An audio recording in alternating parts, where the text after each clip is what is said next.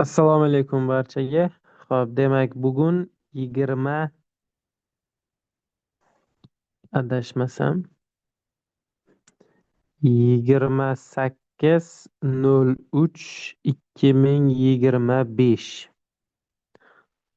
Xo'sh. Demak, attestatsiya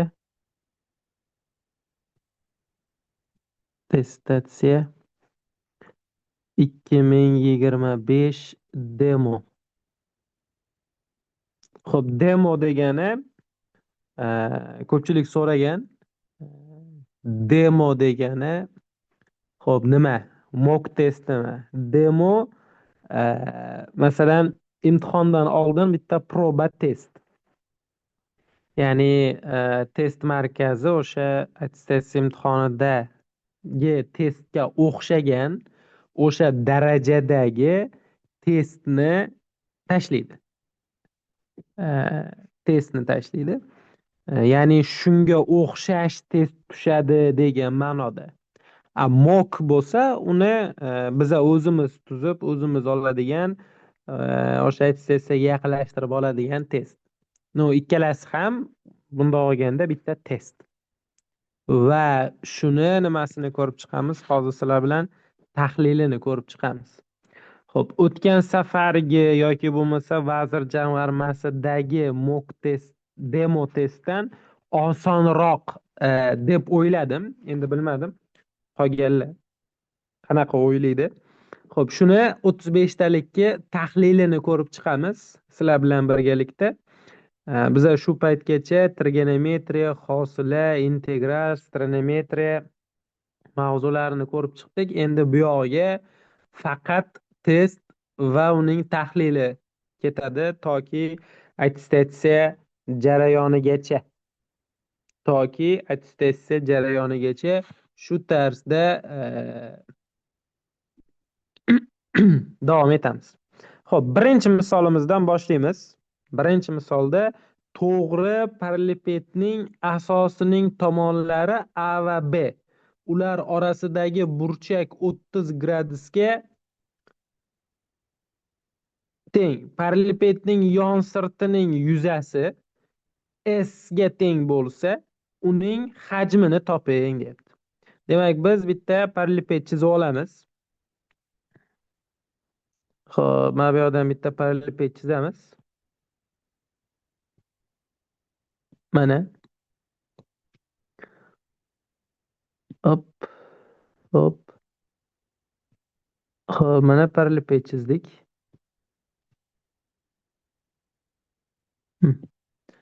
Paralleliped. Xo'p, tomonlari, asosining tomonlari A va B, ular orasidagi burchakni 30 gradus deyapti.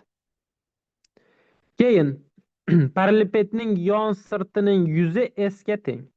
Agar mana bu yoqni A desak, bu yoqni H deb oladigan bo'lsak, yon sirti nima bizada?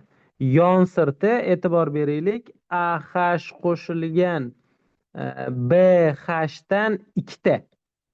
Nimaga ikkita? Masalan, mana bu devorni yuzini ko'radigan bo'lsak, shu devorni yuzasi AH, shundan ikkita bor. Bu tomonni o'zimizga qarab turgan tomonni oladigan bo'lsak, u yoq BH, unda ham nima bor bizda? Ikkita yuzasi bor. Mana shuni esga teng deyapti. Bizdan parallelogramning nimasini so'rayapti, undan keyin hajmini so'rayapti. Xo'p, parallelogramning hajmi S barobar, ya'ni hajmi V barobar S asos ko'paytirilgan H formula bilan topiladigan bo'lsa, asosimiz AB sinus 30 gradus ko'paytirilgan H degan. E'tibor beradigan bo'lsak, mana bu yoqdan S barobar 2H ni olib chiqadigan bo'lsak, A plus B qoladi. H ni topsak, S taqsim 2 ko'paytirilgan A plus B hosil bo'ladi. Ya'ni mana bu yerdagi H'ning o'rniga S taqsim 2 ko'paytirilgan A plus B ni keltirib qo'yaman. Shunda bizda hosil bo'ladi AB sinus 30 da 1 taqsim 2 S ko'paytirilgan 2 karra A plus B. Buni soddalashtiradigan bo'lsak, mahraj 4 ko'paytirilgan a plus b surat bo'lsa a b s ga teng bo'lyapti. Shu ko'rinishdagi javob bizda B variantda. Savollar bormi? Savollar bormi? Agar savol bo'lsa, bemalol so'rashimiz mumkin. Savol bo'lsa, bemalol so'rashimiz mumkin.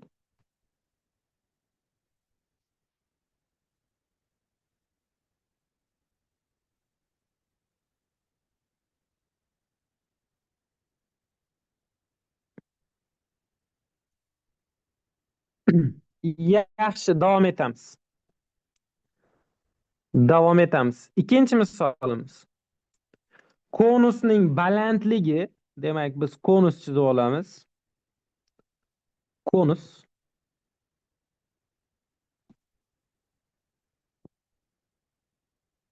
Xo'p,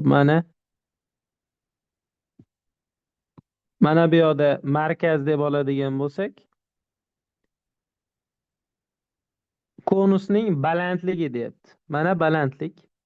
Yasovchisi bilan 4 u 5 nisbatda. Balandlikni 4x desak, yasovchisi 5x.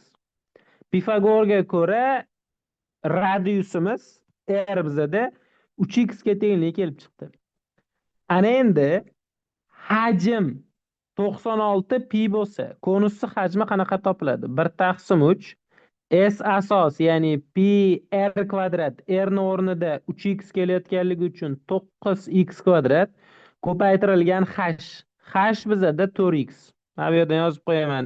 R 3x ga teng, h 4x ga teng, l ya'ni yasovchisi bizda 5x ga teng bo'lyapti. Shu 96 pi ga teng ekan. 3 ga qisqartirib yuborsak 12x kub pi 96 pi ga teng. Bunda pilar qisqarib ketadigan bo'lsa, x kubni topsak 8, x ni topsak 2 hosil bo'ladi. Konusning to'la sirtini so'rayapti. Konusning to'la sirti s to'la pi r kvadrat qo'shilgan pi r l. Pi r kvadrat ya'ni asosining yuzasi ham qo'shiladi. Endi bizada x 2 ga teng bo'ladigan bo'lsa, radius 6 ga, balandlik 8 ga, yasovchisi 10 ga tengligi kelib chiqadi. O'rniga qo'ysak, pi r kvadrat radius 6 ga teng bo'lsa, 36 qo'shilgan pi r 6 ga, l 10 ga teng. Demak, 36 pi ga 60 pi ni qo'shadigan bo'lsak, 96 pi hosil bo'ladi. Ya'ni to'la sirti demak 96 pi ga teng ekan. To'la sirtimiz 96 pi ga teng ekan va bu A javobda. Ikkinchi misol bo'yicha savol bormi? Ikkinchi misol bo'yicha savol bormi? Savol bo'lsa bemalol so'rashimiz mumkin. Davom etamiz unda. Uchinchi misol. To'g'ri burchakli uchburchak CAB 90 gradus. Ya'ni mana bu uchidagi burchakni 90 deyapti. AH balandlik, BH 8 ga, HC 1 ga teng bo'lsa, AC tomon uzunligini toping deyapti. AC tomon mana bu yoqni x deb oladigan bo'lsak, to'g'ri burchakli uchburchakda x kvadrat nimaga teng bo'lardi? X kvadrat nimaga teng bo'ladi? 1 ko'paytirilgan to'liq tomon uzunligiga teng edi. Soyasi ko'paytirilgan to'liq tomon uzunligi. Demak, x topsak 3 ga teng bo'ladi. Yoki bo'lmasa, mana bu yoqni h deb belgilosangizlar, h kvadrati barobar 8 karra 1. H ni topsak 2 ildizli 2. Pifagorga qo'ysak ham bo'ladi. H kvadrat qo'shilgan 1 ning kvadrati x kvadratga teng deb. 8 ga 1 ni qo'shsak x kvadrat, x topsak 3. Demak, mana bu bizada birinchi usul. Ikki qatorlik. Bu ikkinchi usul. Agar kimdadir chiqmagan bo'lsa. Ikkita usulda ko'rib qo'ysak bo'ladi. Xohlagan usulingizdan foydalanishingiz mumkin. Demak, 3 degan javob C variantda. Uchinchi misol bo'yicha savol bormi? Uchinchi misol bo'yicha savol bormi? Yo'q. Yaxshi, davom etamiz. To'rtinchi misol.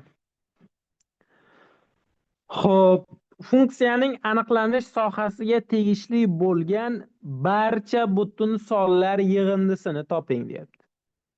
Funksiyaning aniqlanish sohasiga tegishli. Ana endi ildizi tagida turganligi uchun ildizi tagida turgan ifoda har doim 0 dan katta yoki teng bo'lishi kerak. Uning uchun mana bu ifodaga e'tibor beramiz. Ya'ni 1/2 logaritm 4 asosga ko'ra 16. Logaritm 4 asosga ko'ra 16 2 ga teng bo'ladigan bo'lsa, 1/2 ni 2 ga ko'paytirsak 1. Ildizni tagini endi yozamiz. 1 ayrilgan logaritm 8 asosga ko'ra x kvadrat minus 4x plus 3 katta yoki teng 0 dan. Bir tomonga o'tadigan bo'lsak, logaritm 8 asosga ko'ra x kvadrat minus 4x plus 3 kichik yoki teng 1 dan hosil bo'ladi. Va mana shu 1 ning o'rniga logaritm 8 asosga ko'ra 8 qo'ysak bo'ladi. 1 ning o'rniga logaritm 8 asosga ko'ra 8 qo'ysak bo'ladi. Demak, bundan kelib chiqadiki, x kvadrat ayrilgan 4x plus 3 kichik yoki teng 8 dan. Bu x kvadrat ayrilgan 4x minus 5 kichik yoki teng 0 bo'lsa, x minus 5 u x plus 1 ga ajraladi. 0 ga aylantiruvchi qiymatlarni ko'ramiz. Minus 1 va 5. Xo'p, plus minus plus bo'lsa, 0 dan kichik qismi minuslik joylar. Bizdagi yechim minus 1 u 5 oraliq bo'lyapti. Mana shu joyda to'xtatsak xato bo'ladi. Nimaga? Chunki logaritmning aniqlanish sohasini ham ko'rishimiz kerak. Ya'ni x kvadrat ayrilgan 4x plus 3 o'rnida 4x plus 3 mana shu joyda turgan ifoda 0 dan katta bo'lishi kerak. Yozamiz. X kvadrat ayrilgan 4x plus 3 katta 0 dan bo'ladigan bo'lsa, bu bizda x minus 3, x minus 1 katta 0 dan. 0 ga aylantiruvchi qiymatlari 3 bilan 1 bo'ladigan bo'lsa, plus minus plus 0 dan katta qism mana bu joylar. Ikkalasini umumlashtiramiz endi. Xo'p, bittasi mana 5 mana minus 1. Shu oraliqda deyapti. Ikkinchisi 1 dan boshlab bu yoqqa qarab ketadi va 3 dan boshlab bu yoqqa qarab ketadi deyapti. Ikkalasi uchun umumiy shtrixlangan joy yechim. Bizdan so'rayotgani bo'lgan barcha butun sonlar yig'indisini toping deyapti. Bu oraliqqa kiradigan butun sonlar bizda 0 bilan 1, bu oraliqqa kiradigan butun sonlar 4 va 5. Shularni yig'indisini so'rayapti. Xo'p, 1 kiradimi? 1 kirmaydi, minus 1 kiradi. 1 kirmaydi, minus 1 kiradi. Minus 1 kiradi. Demak, bularni yig'indisi bizda minus 1 plus 4 plus 5. Yig'indimiz 8 hosil bo'ladi. 8 degan javob bizda C variantda.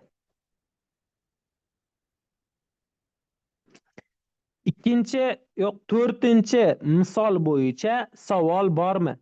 Xo'p, 1ni nimaga kirmaydi deb olyapman. Sababi, e'tibor beringlar, 1ni tenglamaga keltirib qo'yadigan bo'lsak, u 0 ga aylanib qoladi mana bu joy.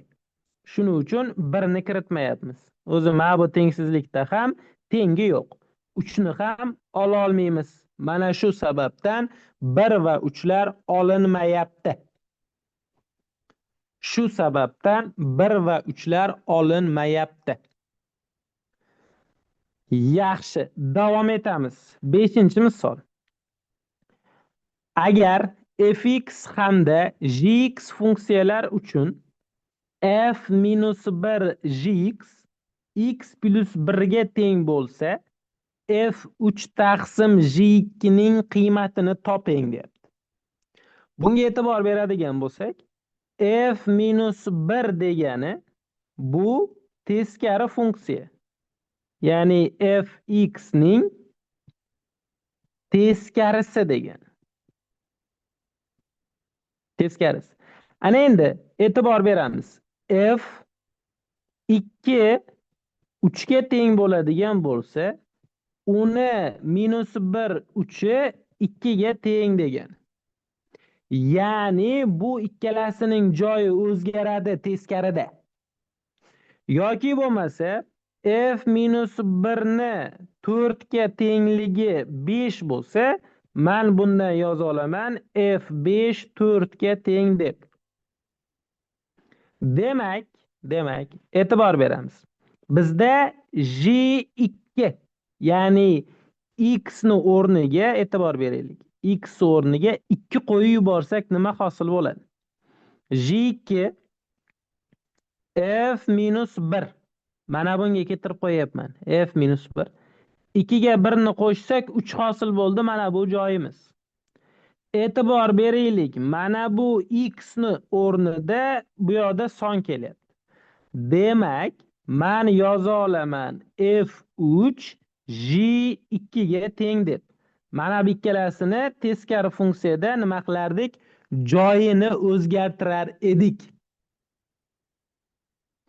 f3 j2 ga teng ekan, bundan xulosa qilsak, bizdan shu ikkalasining nisbatini so'rayapti.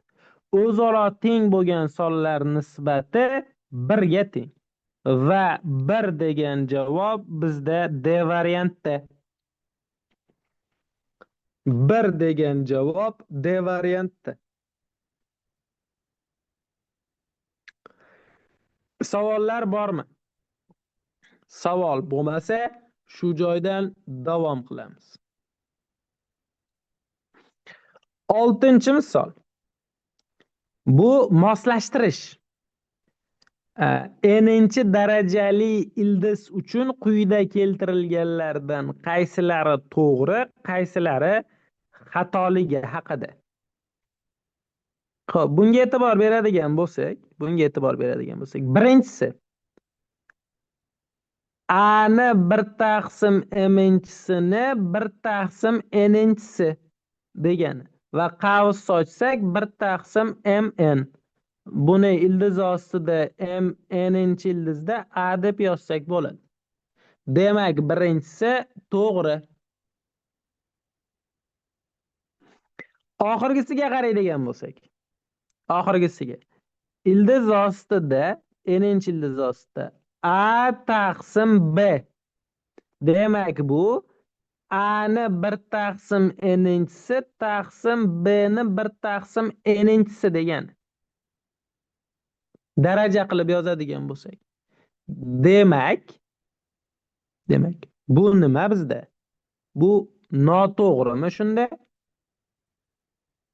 Agar a taqsim b ning n'inchi darajasi degan deydi, bu a ni n'inchisi, b ni n'inchisi bo'lardi. Lekin ildizni darajasi bo'lyapti n. Shuning uchun ikkinchisi nima, uchinchisi bizda nima bo'ladi? Noto'g'ri. Keyingisiga qaraydigan bo'lsak.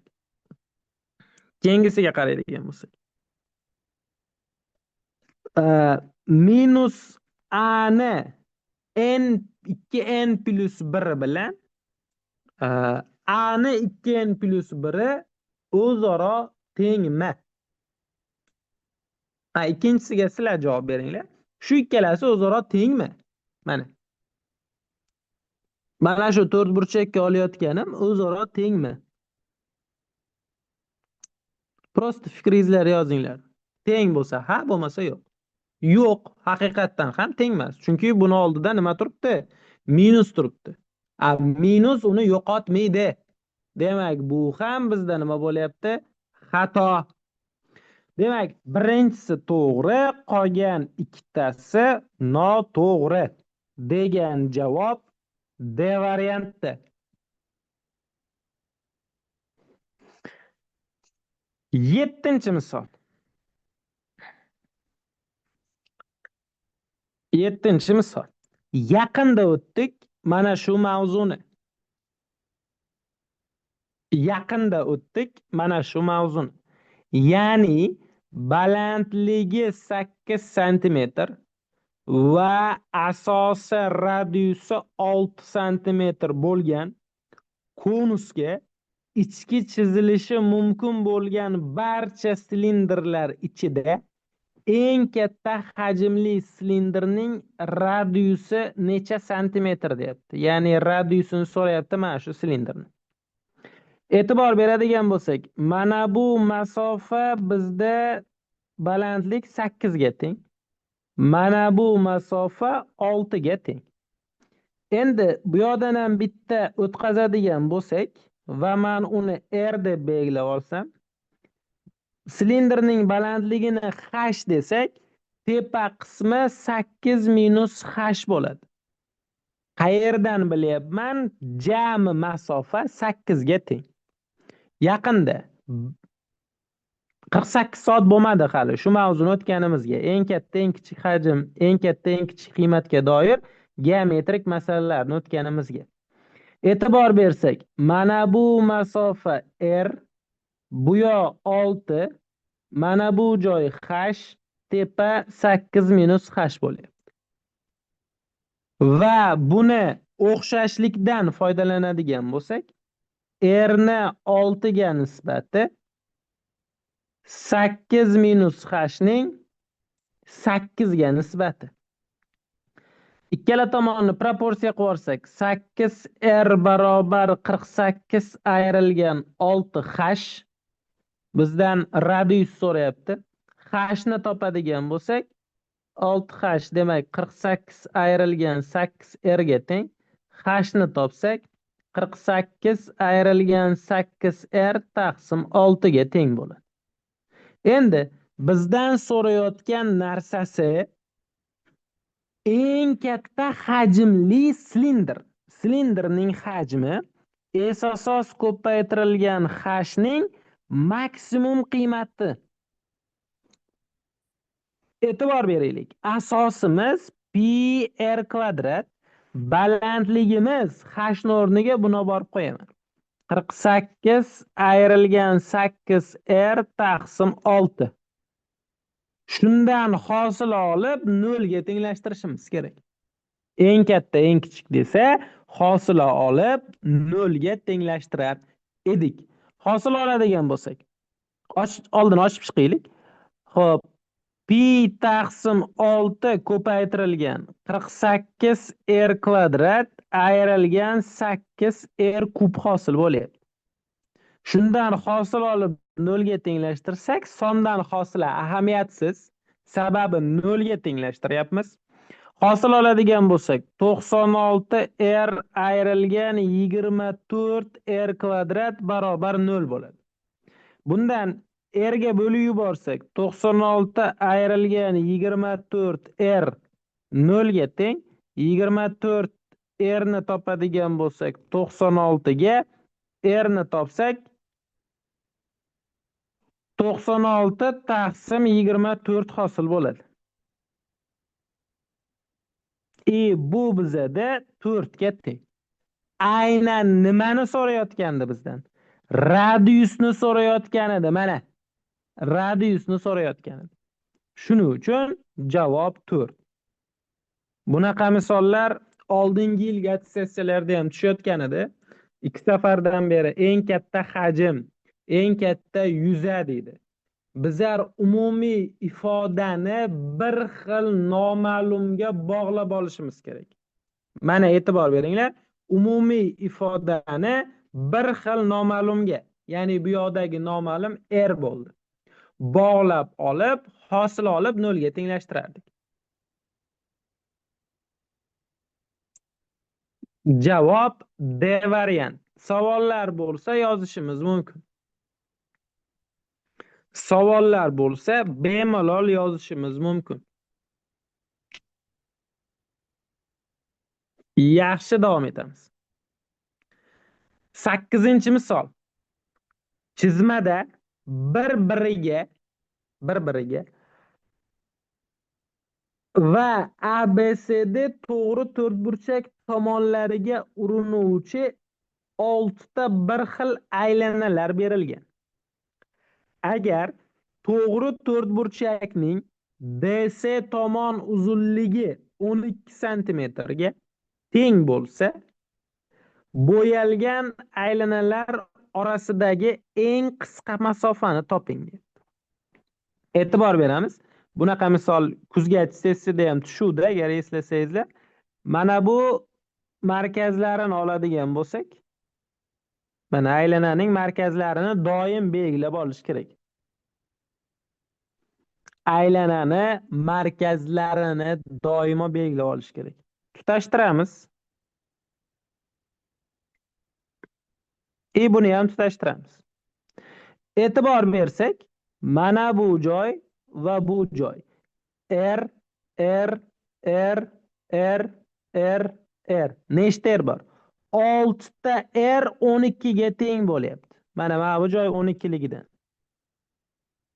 Va bundan R ni topadigan bo'lsak, 2 hosil bo'ladi. Demak, aylanamizning radiusi 2 ga teng ekan. E'tibor bersak, 1 2 3 4. Mana bu joy 4 ta radius, ya'ni 8 ga teng. Bu yoq ham 8 ga teng. Asos ham 8 ga teng. Bizda nima hosil bo'lyapti? Mana bu joyda uchburchak hosil bo'lyapti, muntazam. Tomonlari 8 ga teng bo'lgan. Va uni balandligini o'tkazadigan bo'lsak, mana men sariq qizil bilan qalinroq qilib balandlik o'tkazaman. Mana balandlik. Bizdan so'rayotgan joyni sariq bilan chizaman. Mana bu masofani so'rayapti bizdan. Yaxshi ko'rinmadi, endi qora bilan. Mana ikkita aylanalar orasidagi qisqa masofa, mana shu joyni so'rayapti. Buni qanaqa qilib topamiz? Oldin balandlikni topaylik. Balandlik 4 ildizda 3. Ya'ni mana bu ikkita aylanani markazlarini tutashtiruvchi masofa 4 ildizda 3 ekan. Shundan ayirib tashlashim kerak. E'tibor beringlar, qayerga ayirib tashlayapman. Ayirib tashlashim kerak. Mana bu masofa 2 ga teng, chunki radius 2. Mana bu masofa ham 2 ga teng, chunki radius 2. Demak, jami 4 ni ayirib tashlayman. Va bizda hosil bo'ldi ikkita aylana orasidagi eng qisqa masofa. Bu javob bizda D variantda. Bu javob bizda D variantda. Savollar bormi? Bo'lmasa keyingisiga o'tamiz.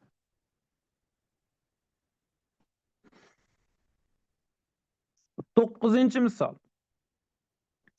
Rombning perimetri 24 ga teng. Demak, biz nima chizib olamiz? Romb chizib olamiz. Mana romb perimetri 24 ga teng. Bilamiz, rombning hamma tomoni o'zaro teng bo'lgandan keyin 4A 24 ga teng bo'lsa, demak tomoni 6 ga teng. Rombning tomonlari 6 ga. Endi diagonalidan biri uning tomoni bilan 75 gradusli burchak hosil qiladi.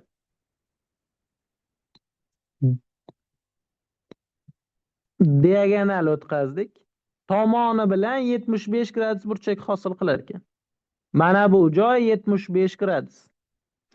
Bundan kelib chiqadiki, ko'rinib turibdi, mana bu joy ham 75 gradus bo'lishi. Rombning qarama-qarshi tomonlar orasidagi masofani toping deyapti. Ya'ni balandligini toping demoqchi. E'tibor bersak, Mana bu burchak 75, bu ham 75 bo'lsa, mana bu burchagimiz 30 gradus bo'lib qoladi. Va 30 gradus burchak qarshisidagi katet gipotenuzaning yarmiga teng. Bundan kelib chiqadiki, qarama-qarshi tomonlar orasidagi masofa 3 ga teng ekan. Javob C variantda.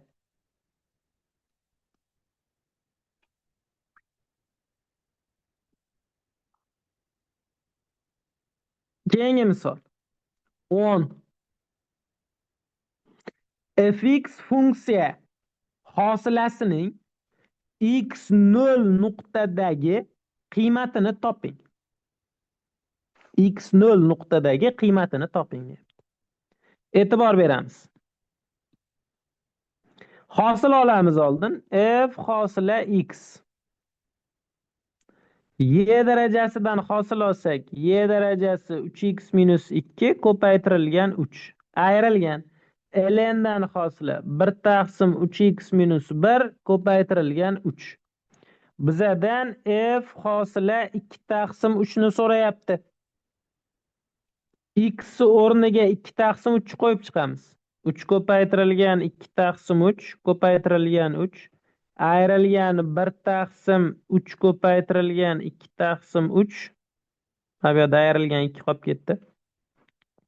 Ayrilgan 1 karra 3.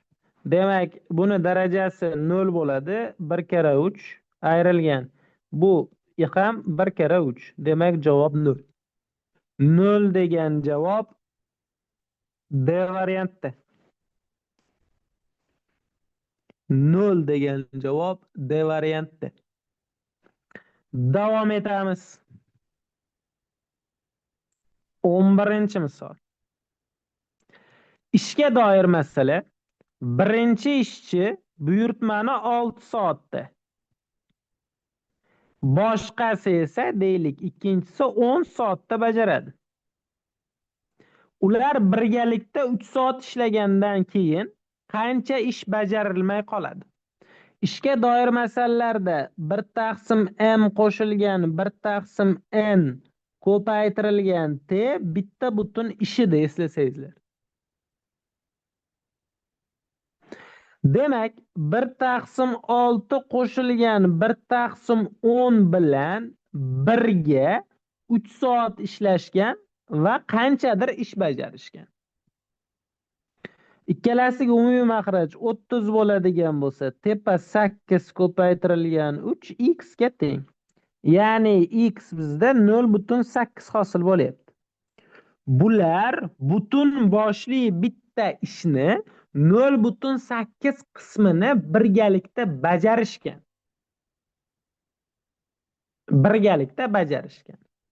Qanday qismi bajarilmay qoldi deyapti. Ya'ni birdan bajarilmay qolganni, bajarganini ayirib tashlasak 0,2, ya'ni bajarilmagani kelib chiqadi. Va bu javob bizda B variantda.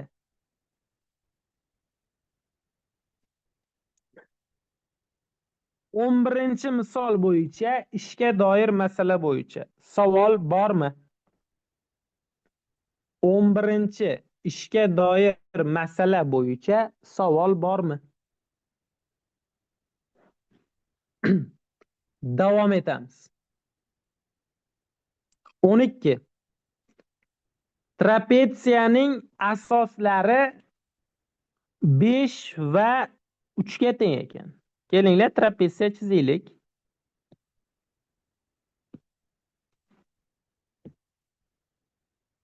Mana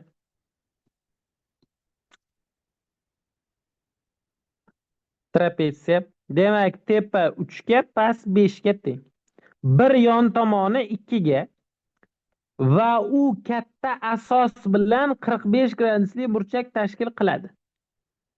Trapetsiyaning yuzini toping deyapti. Trapetsiyaning yuzini topish uchun A ga B ni qo'shib 2 ga bo'lib H ga ko'paytirishimiz kerak. Bizda A bor, B bor, H ni topsam bo'ldi. Demak, bitta balandlik tushiramiz. 45 bo'lsa, bu yoq ham nima bo'ladi bizda? 45 gradus bo'ladi. Demak, tomonlarimiz ildiz osti 2 dan.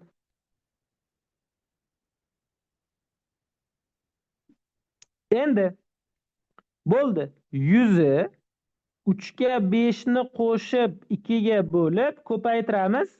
Hga, ya'ni balandlik ildiz osti 2 hosil bo'ldi. Demak, javob 4 ildizli 2. Trapeziyaning yuzi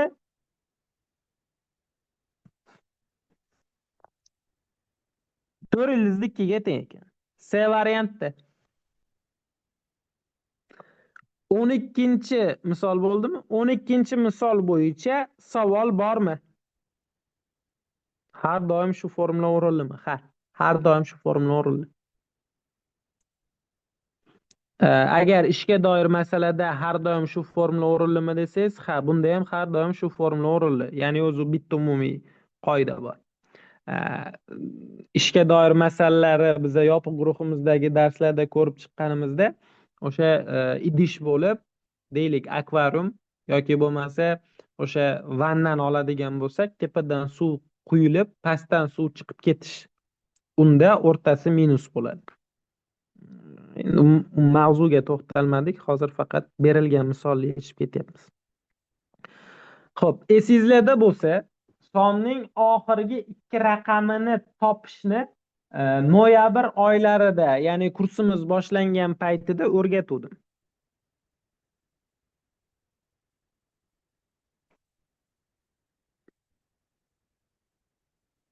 Esingizlarda bo'lsa, buni xudo xohlasa keyingi haftaga yana bitta reja qilyapman. Yana bir marta shu sonning oxirgi 2 raqamini o'tib berishni. Ya'ni keyingi haftada rejamda bor sonning oxirgi 2 raqami va ferma teoremasini yana bir marta o'tib berishimni reja qilyapman. Qolgan payt test bo'ladi. Yana test, tahlil. Endi o'sha testlar o'rtasida shu ikkita mavzuni eslatib o'tib ketaman sizlarga, xudo xohlasa. 3 ni 100-darajasi. Xo'p, bizada eng oddiy qoida bor edi. Masalan, sonning oxirgi raqami 1 bo'lsa, uni oxirgi 2 raqami qanaqa topiladi? Eslatib o'taman. Deylik 241 ni 415-sini oxirgi 2 raqamini toping desa, oxirgi 2 raqamini toping desa, nima qilamiz? Oxirgi raqami 1 bo'lishi aniq. Oxirgi raqami 1 bo'lishi aniq.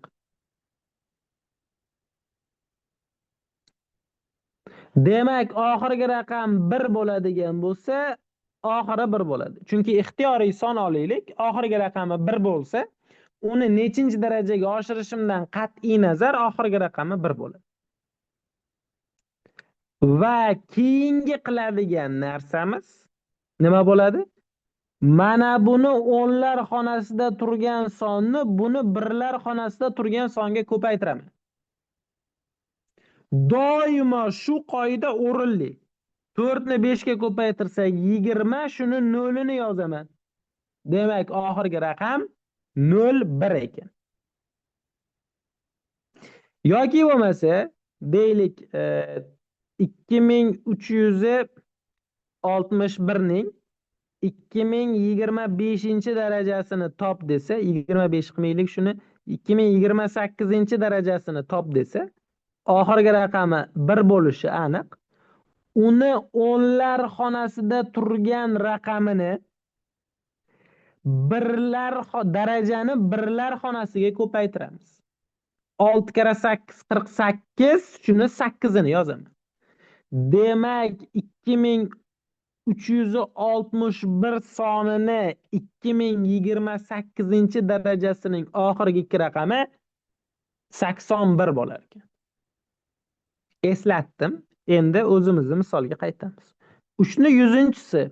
Men biladiganim oxiri 1 bo'lishi kerak. 3 ni oxiri 1 ga keltirsak bo'ladi. Ya'ni 3 ni 4-chisining 25-chisi qilsak, daraja 100 ni beradi. Bu 81 ning 25-chisi. Hozir aytdik, oxirgi raqam 1 bo'lsa, u bir bo'lishi aniq va uni o'nlar xonasidagi turgan sonni darajani birlar xonasidagi turgan songa ko'paytiramiz. 8 karra 5 40, oxirgi raqam 40 ni nolini yozamiz oxirgisini. Demak, 3 ni 100-darajasini oxirgi ikki raqami 01 bilan tugar ekan. Menimcha savol bu bo'yicha yo'q. Davom etamiz. 14-misol. Musbat hadli geometrik progressiya. Musbat hadli geometrik progressiya deyaptimi? Demak, Q 0 dan katta. Q 0 dan katta. Q 0 dan katta. Dastlabki 3 ta had yig'indisi B1, B2, B3 57 ga teng.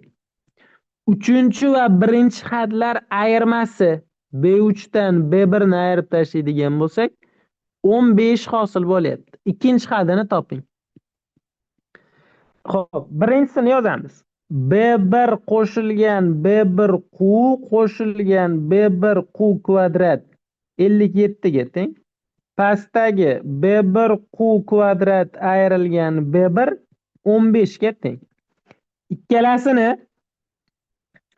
bo'lib yuborsak, B1lar qisqarib ketadi va bizda 1 qo'shuv Q qo'shuv Q kvadrat taqsim Q kvadrat ayrilgan 1 57 taqsim 15 chiqadi. Menimcha bular 3 ga qisqaradi. 3 ga qisqartiradigan bo'lsak, tepada 19, pastda 5. Proporsiya qo'raman. 5 qo'shilgan 5 Q qo'shilgan 5 Q kvadrat barobar 19 Q kvadrat ayrilgan 19 hosil bo'ladi. Endi bir tomonga o'tsak hammasini 19 Q kvadratdan 5 Q kvadratni ayirsak 14 Q kvadrat qoladi. Xo'p, ayrilgan 5 Q, xo'p, ayrilgan 24 barobar 0. Endi buni yechishimiz kerak. Q 1 u 2 ni topamiz. 5 plus minus 25 qo'shilgan. Xo'p, endi men kalkulyatorda hisoblayman buni. 24 karra 14 karra 4. 24 karra 14 karra 4 bo'ladi-da. 1344 chiqadi. 1369 bo'lar ekan. Endi demak men ildiz chiqarishim kerak. Xo'p, 1344 ga qo'shishim kerak 25 ni. 37 ildiz chiqar ekan. Mahrajimiz 28. 5 qo'shilgan 37 minus taqsim 28. Musbat hadli deganligi uchun Q'ni musbat olamiz. Q'ni musbat oladigan bo'lsak, 37 ga 5 ni qo'shsak 42, pastda 28, 7 ga qisqartirsak 6 taqsim 4 yoki 1,5 hosil bo'ladi. Q'ni topdim. Endi B1 ni topsam bo'ldi, men B2 ni topa olaman. O'rniga qo'yadigan bo'lsak, B1 ni olib chiqsak, Q kvadrat ayrilgan 1 15 ga teng. Ya'ni 1,5 ni kvadratidan 1 ni ayirib B1 ko'paytirilgan 1/25 15 ga teng bo'lsa, 15 ni 1/25 ga bo'lsak 12 hosil bo'ladi. Demak, birinchi hadimiz 12 ga topamiz. 12 ko'paytirilgan 1/25. Yo'q, Q 1,5. Adashmasam javob 18 hosil bo'ladi. Ya'ni ikkinchi hadi 18 ga teng ekan. Javob B variantda. Hisob kitobi sal ko'p bo'lgan misol. Bunaqa misollar bo'lgani ham yaxshi. 15-misolni menimcha ishlab tashladingizlar. Juda oson bo'lgan bo'lsa kerak 15-misol. Sababi yaqinda egri chiziqli trapetsiyani yuzini topish mavzusida Sizlar bilan mana shu misol, ya'ni shunga o'xshagan OX o'qi atrofida aylanishidan hosil bo'lgan jismning hajmini topishni o'rgatuvdim. Ya'ni V barobar pi ko'paytirilgan integral a dan b gacha f kvadrat x dx edi. Agar bitta funksiya bo'lsa, endi buni ikkita funksiyaligini ham aytuvdim sizlarga. Ikkita funksiyaligi qanaqa edi? V barobar pi ko'paytirilgan integral a dan b gacha f kvadrat x dan ayirishimiz kerak j kvadrat x dx ni. Mana yaqinda bir hafta ham bo'lmadi aynan mana shunga doir misollarni ishlaganimizga. Xo'p, demak bu yoqda a dan b gacha bo'lgan joy ularning kesishish nuqtalari. Kesish nuqtasi masalan mana buniki ikkalasi uchun 0 nuqta bo'lyapti va mana bu joyni topishimiz kerak. Ya'ni man minus x plus 2 bilan ildiz osti x ni tenglashtiramiz. Chunki mana bundan y topsak ildiz osti x chiqadi. Xo'p. Buni yechamiz endi. Buni yechadigan bo'lsak, bizada x 0 va 1 hosil bo'ladi. 0, x teng 0 va x teng 1 chiqadi. To'g'rimi? Mana bu joy 1 ekan. Yozamiz. Pi ko'paytirilgan 0 dan 1 gacha tepada turgan funksiyamiz bizada minus x plus 2 ning kvadrati ayrilgan. Bu funksiyamiz ildiz osti x ning kvadrati dx. Shuni hisoblasak bo'ldi. Birinchi pi ko'paytirilgan 0 dan 1 gacha x kvadrat ayrilgan 4x qo'shilgan 4 ayrilgan x dx hosil bo'lyapti. Demak, pi ko'paytirilgan integral 0 dan 1 gacha x kvadrat ayrilgan 5x plus 4. Mana bu ikkalasini bitta qilib yozib oldim. Endi boshlang'ichini yozamiz. X uchinchisi taqsim 3 ayrilgan 5x kvadrat taqsim 2 qo'shilgan 4x ni 0 u 1 da. 0 ni qo'ysak baribir 0 bo'lib ketadi. 1 ni qo'yadigan bo'lsak 1 taqsim 3 ayrilgan 5 taqsim 2 qo'shilgan 4. Umumiy maxraj 6, bunga 2 ta, bunga 3 ta, bunga 6 ta beradigan bo'lsak 2 ayrilgan 15 qo'shilgan 24. Javob 11 hosil bo'ladi.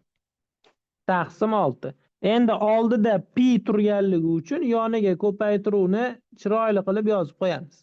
Va bizda hajm 11 pi taqsim 6 hosil bo'ldi. Demak, javob D variantda. Savol bormi? 15-misol bo'yicha savol bormi? Mana bu formulani chiroyli qilib yozib qo'ysangizlar bo'ladi. Xudo xohlasa, y o'qi atrofida aylantirishga doir misollarni yig'ib, uni ham chiroyli qilib tushuntirib beraman.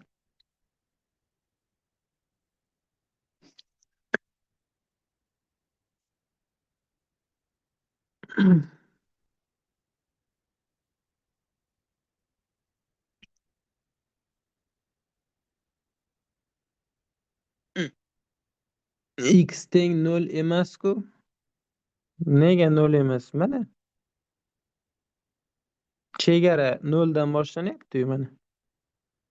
Mana. Chegara 0 dan boshlanyapti.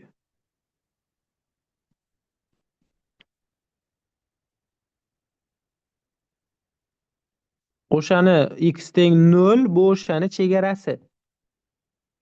X teng 1 mana. Ularni kesishadigan nuqtasi. Bu 0 chegara nuqta. X teng 1, mana shu tenglamani yechsak x teng 1 hosil bo'ladi. Bundan aniqlanish soha bor, x 0 dan katta degan. Manfiy yechim chiqib qolishi mumkin, u manfiy yechimni olmaysiz.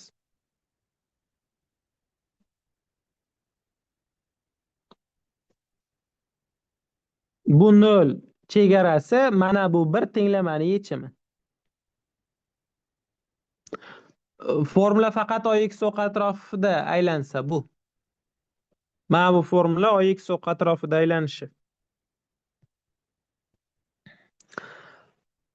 Davom etamiz. 16-masalaga keldik.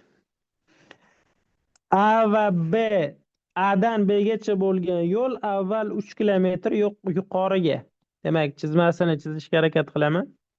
Xo'p, mana bu yoqda demak A shahar bor deylik. Mana bu yoqda B shahar bor. Avval 3 kilometr yuqoriga. 3 kilometr. Xo'p, keyin 6 kilometr pastga. 6 kilometr. Keyin 12 kilometr tekis boradi. 12 kilometr tekis boradi deyapti.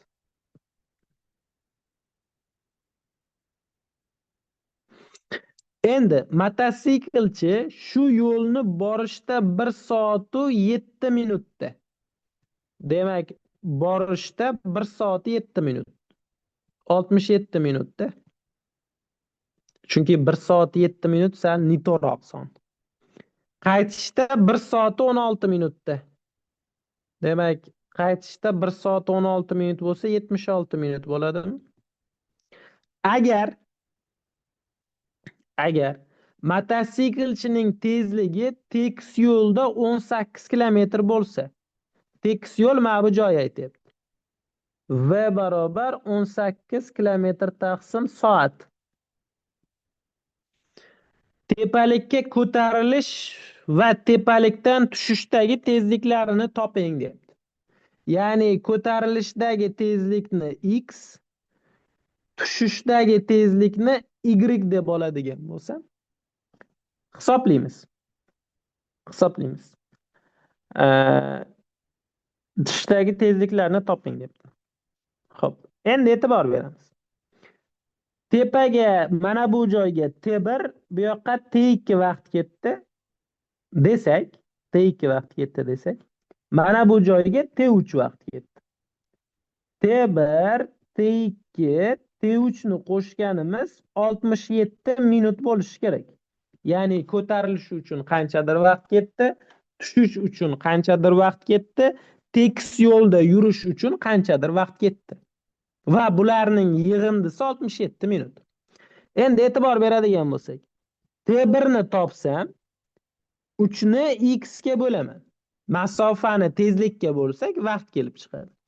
T2 ni topadigan bo'lsak, 6 ni y ga bo'lamiz. T3 ni topadigan bo'lsak, 12 ni 18 ga bo'lamiz. Ketdik, yozaman endi. Yozaman. Bu soatda hosil bo'lyapti. E'tibor beringlar, mana bu joy soatda.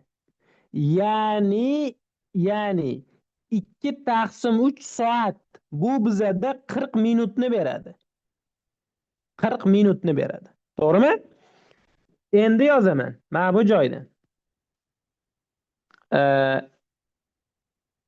3 taqsim x qo'shilgan 6 taqsim y qo'shilgan 40 67 minutga teng.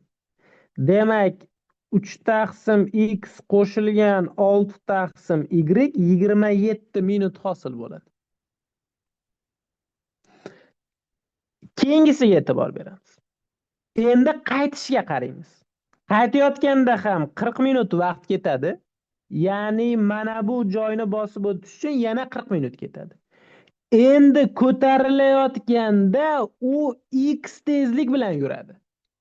Endi u ko'tarilyapti, chunki mana bu joyda ko'tarilayotganda ham x bilan yurgan edi. Qaytayotganda ko'tarilayotganda 6 kilometrni x tezlik bilan bosib o'tsa, 6 taqsim x bo'ladi. Qo'shilgan tushayotganda y bilan tushish uchun 3 taqsim y 76 ga teng bo'ladi. Demak, bundan yozamiz. 6 taqsim x qo'shilgan 3 taqsim y 36 hosil bo'ladi. Qo'yamiz. 6 taqsim x qo'shilgan 3 taqsim y 36 ga teng ekan. Sistemani yechadigan bo'lsak, tepani ikkiga ko'paytirib, ayirib yubormoqchiman. Mana shu sistema. Ya'ni 6 taqsim x qo'shilgan 12 taqsim y barobar 54. 6 taqsim x qo'shilgan 3 taqsim y barobar 36. Ayirib yuborsak, bular ketdi. Xo'p, 9 taqsim y 54 dan 36 ketsa 20 emas 18 hosil bo'ladi. Demak, y ni topsak 1 taqsim 2. Demak, y ni topsak 1 taqsim 2 hosil bo'lyapti. To'g'ri topdimmi?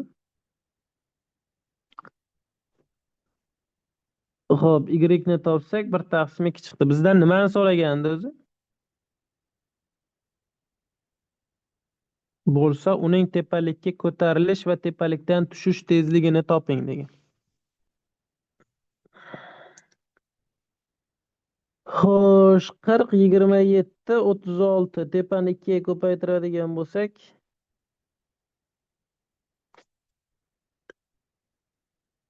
tepani 2 ga ko'paytirdik. Vaqtlar 40, bu yoqda 36 bo'ldi. Xo'p, ayirganda 9 taqsim y bo'ldi, u yoq 18 bo'ldi. Qayerda xato ketdi? Xatoni topolmadim.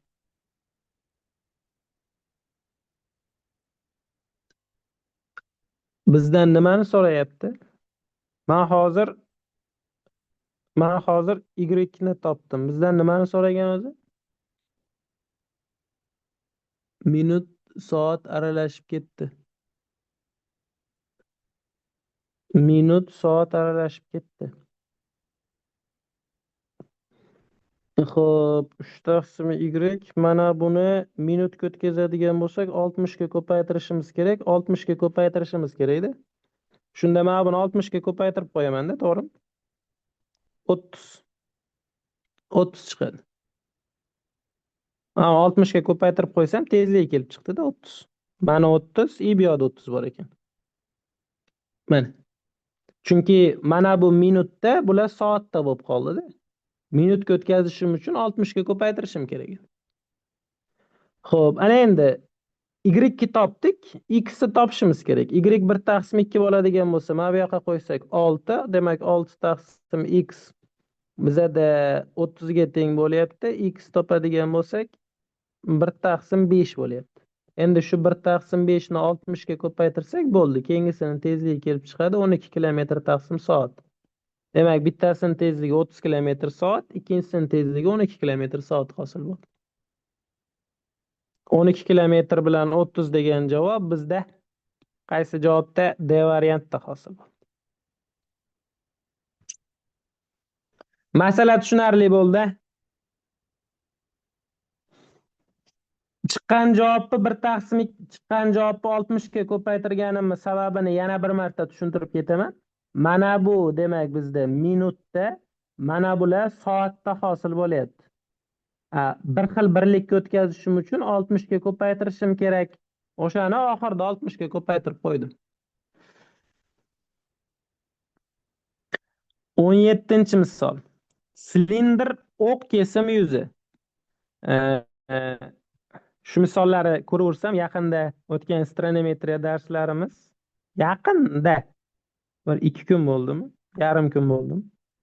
Yaqinda o'tgan astronometriya darslarimiz ko'z oldimga kelaveradi. Xo'p, ozgina bo'lsa ham sizlarga foydasi uni tegyapti-da. Ozgina bo'lsa ham. 2 taqsim 3 qanday 40 bo'ldi? 2 taqsim 3 soat.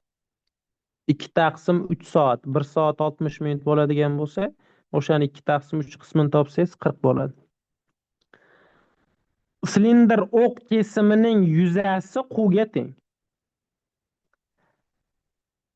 Demak, o'q kesim bunda o'tkazadigan bo'lsak, mana bu joy 2r yo h.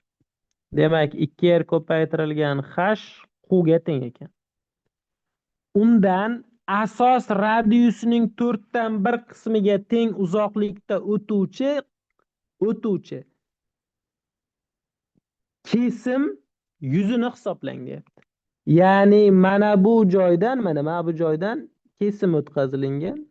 Mana, mana bu joydan kesim o'tkazilingan. Bizdan nimani so'rayapti? Shuni yuzasini so'rayapti. Mana, mana bu joydan kesim o'tkazilingan. Ya'ni mana shu shaklni tepadan qarasak, e'tibor beringlar. Mana shu shaklga tepadan qaraymiz. Tepadan qarasak, mana bu bizada 2R bo'lyapti. Mana bu bizada yangi kesim. Kesilayotgan joyi yangi kesim. Mana bu masofa R taqsim 4 ga teng.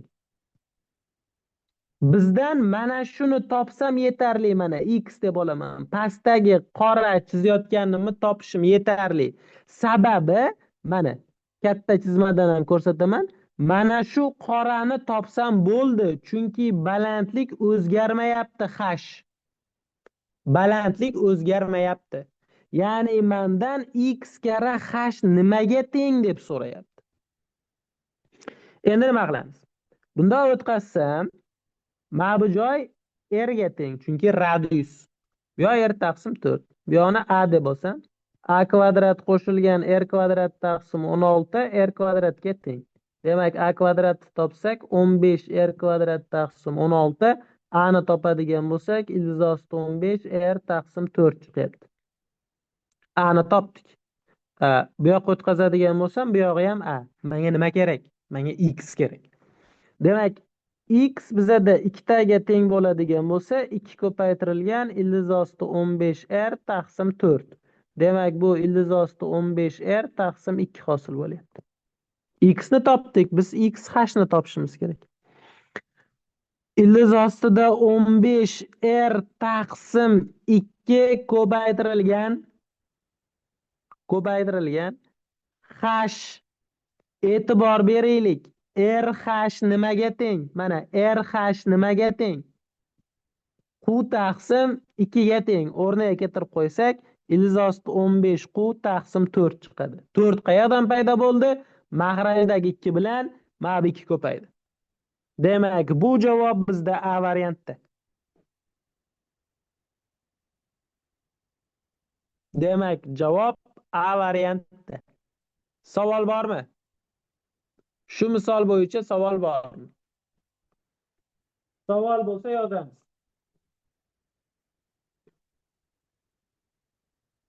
Xo'p, demak, ungacha kompyuter zaryadi tashlayapti.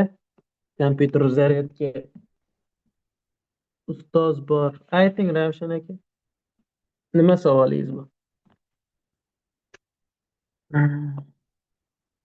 Faqat shu misol bo'yicha.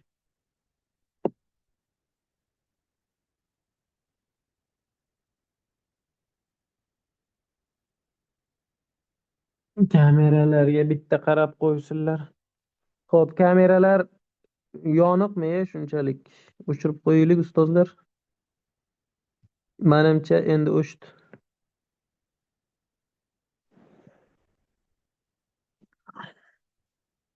18. Aniqmas integralni hisoblang. Xo'p, ko'paytmani biz yozsak bo'ladi. Sinus alfa ko'paytirilgan kosinus beta bizda nimaga teng bo'lardi? 1 taqsim 2. Xo'p, kosinus alfa plus beta alfa minus beta. Xo'p, ayrilgan kosinus alfa plus beta bo'lar. Xo'p, endi o'rniga qo'yadigan bo'lsak, sinus x ko'paytirilgan kosinus 2x bizada 1 taqsim 2. Kosinus x ayrilgan kosinus 3x. Shundan boshlang'ich olishimiz kerak. 1 taqsim 2 oldinga chiqadi. Kosinus x ayrilgan kosinus 3x dan dx boshlang'ich oladigan bo'lsak, minus 1 taqsim 2 sinus x ayrilgan plus 1 taqsim 6 sinus 3x plus c hosil bo'ladi. 1/6 qayerdan keldi? Mana bundagi kosinusdagi 3x oldinga 1/3 chiqdi va oldindagi 1/2 bilan ko'payib ketib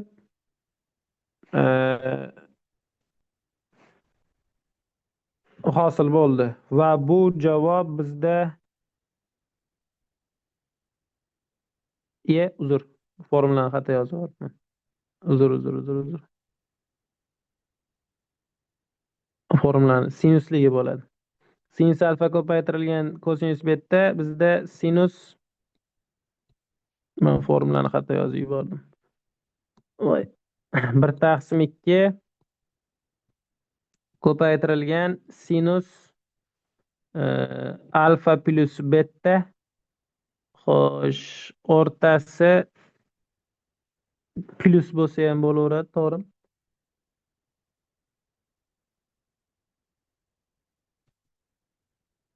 Sinus alfa minus beta. Demak, bundan 1/2 sinus 3x qo'shilgan sinus x hosil bo'ladi.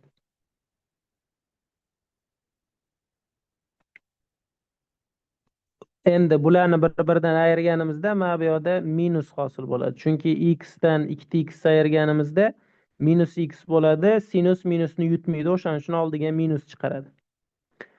Demak, integral 1/2 sinus 3x ayrilgan sinus x dx dan boshlang'ich olishimiz 1/6 sinus 3x dan boshlang'ich, demak minus kosinus 3x bo'ladi va plus 1/2 kosinus x plus c bo'ladi va bu bizda c variantda.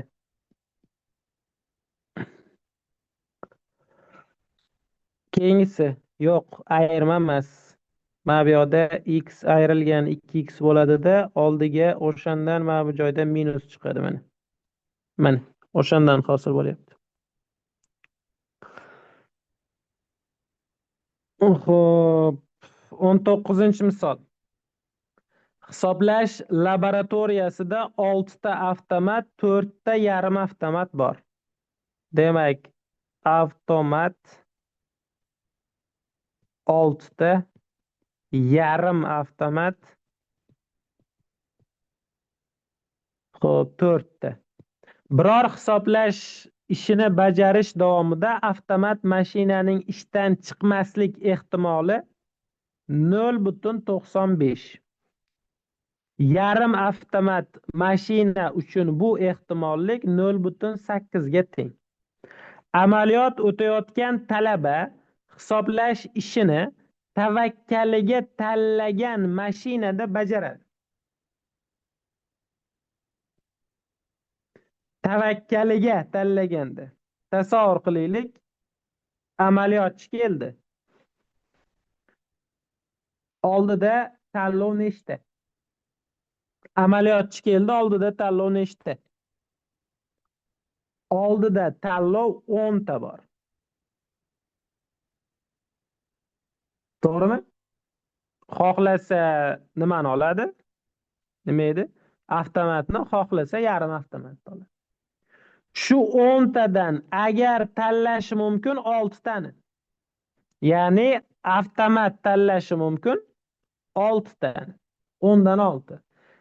Amaliyotchi tanlashi mumkin yarim avtomatni nechi bo'ladi? 10 dan 4. Ya'ni 10 tadan 4 tasi yarim avtomat. Endi avtomatni xato qilmaslik ehtimoli, xato deganmi? Ishdan chiqmasligi 0,95. Yarim avtomatni ishdan chiqmasligi 0,8.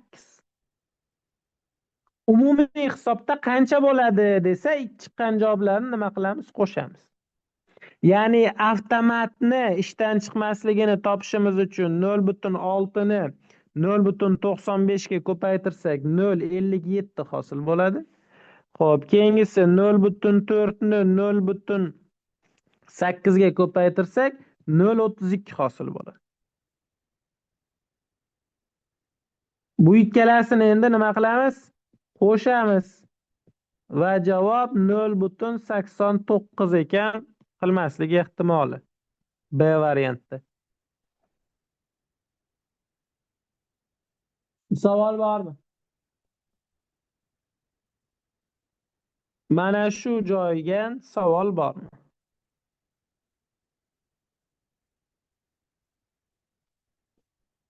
Davom etamiz. 20. Tenglama ildizlarini 0 pi oraliqdagi yig'indisini toping deyapti.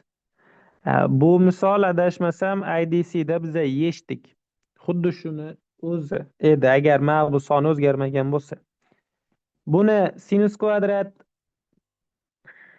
x qo'shilgan kosinus kvadrat x, sinus kvadrat x ayrilgan kosinus kvadrat x desak 1/2 ga. Mana bu ifodamiz 1 ga teng. Demak, bu bizada minus kosinus x. Kosinus 2x to'g'ri. Demak, kosinus 2x imiz bizada nimaga teng bo'ladi? Minus 1/2 ga teng bo'ladi. To'g'rimi? Kosinus demak 2x ni topadigan bo'lsak, plus minus arc kosinus minus 1/2 qo'shilgan davr nima edi? Pi kamida. Endi xo'p, arc kosinus minus 1/2 ga nima derishadi? Pi ayrilgan arc kosinus 1/2 bo'ladigan bo'lsa, kosinus 1/2 ga pi taqsim 3 derishadi. Demak, 2 pi taqsim 3 chiqyapti. 2x barobar 2. 2x barobar plus minus 2 pi taqsim 3 qo'shilgan 2 pi ga 2 ga bo'lib yuborsak, x barobar plus minus pi taqsim 3 qo'shilgan pi ga hosil bo'ladi. Bizadan 0 pi oraliqdagi yechimlarini so'rayapti. 0 pi oraliqdagi yechimlar. E'tibor beramiz. K ga agar 0 qo'yadigan bo'lsak, undagi yechimlar bittasi pi taqsim 3, bittasi minus pi taqsim 3 hosil bo'ladi. Minusligi kerak emas. Agar K ga 1 qo'yadigan bo'lsak, e'tibor beringlar. Bitta ildizimiz pi taqsim 3 qo'shilgan pi bo'ladi. Ikkinchi ildizimiz minus pi taqsim 3 qo'shilgan pi bo'ladi. Mana bu kerak emas, sababi yechim 0 pi oraliqda bo'lishi kerak. U 0 pi dan chiqib ketadi.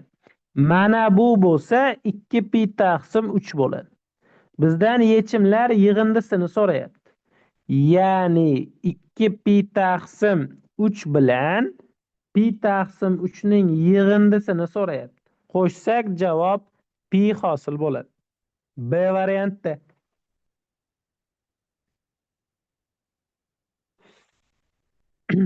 21.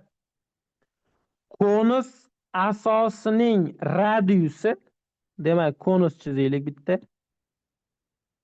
Xo'sh, mana konus. Xo'p, bunda o'tkazamiz yasovchilarini, bunda o'tkazamiz yasovchilarini. Konus asosining radiusi 4 ildizda 3 ga teng. Bunda o'tkazsak 4 ildizda 3. Balandligi 6 ga teng. Konusning barcha qirralari o'zaro teng bo'lgan uchburchakli muntazam prizma ichki chizilgan. Demak, bunga nima chizar ekanmiz? Prizma ichki chizar ekanmiz.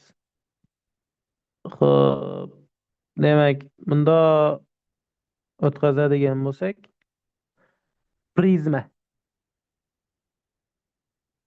mana xuddi shu pastda ham bor. Mana prizma chizyapman-da sababi. Endi buni nima qilamiz? Tutashtiramiz. Mana prizma chizdik. Xo'p, men shuni bitta orqaga qaytaray, sababi mana bu balandlik menga kerak emas ekanda. Chunki chizmam xunuk bo'lib qoldi. Ja chizmachiligim zo'rmasu, lekin e, rasm chiroyliroq bo'lishi kerakda. Mana prizma. Xo'p, pastda mana.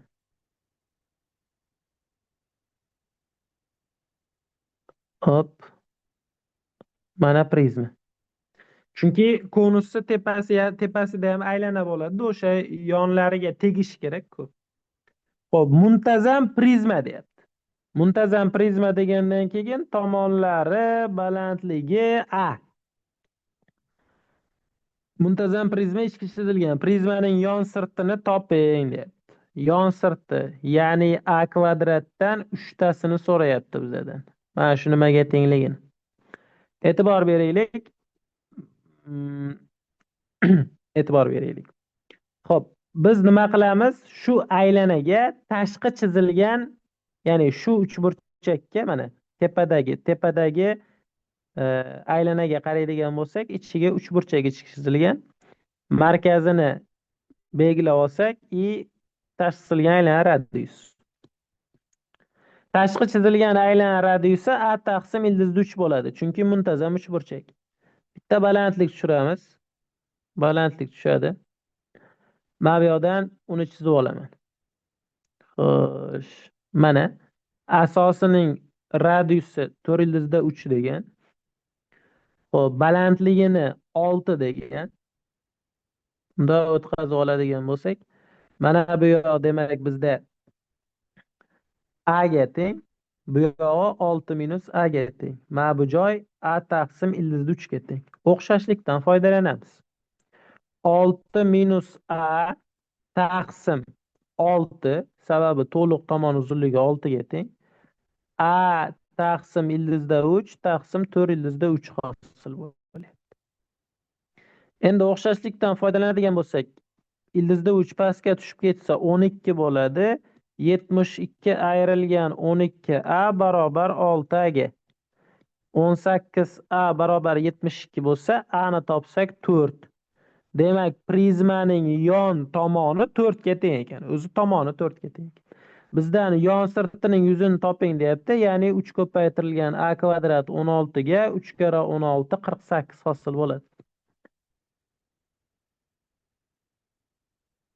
48 degan javob A variantda. Menimcha bu ham sizlarga yaqinda o'tilgan astrometriya darslaridan keyin murakkablik qilmaydi. Xudo xohlasa, keyingi bo'ladigan o'sha mock testlarimizda ham keyingi haftadagi iloji boricha astrometriya testlarini qo'shishga harakat qilaman. Sababi ko'rib turibmiz, demoda astrometriya savollari juda ko'p kelyapti. Davom etamiz. 22-misol. Asosining ikkiyoqli burchaklari 60 gradusga teng bo'lgan piramida.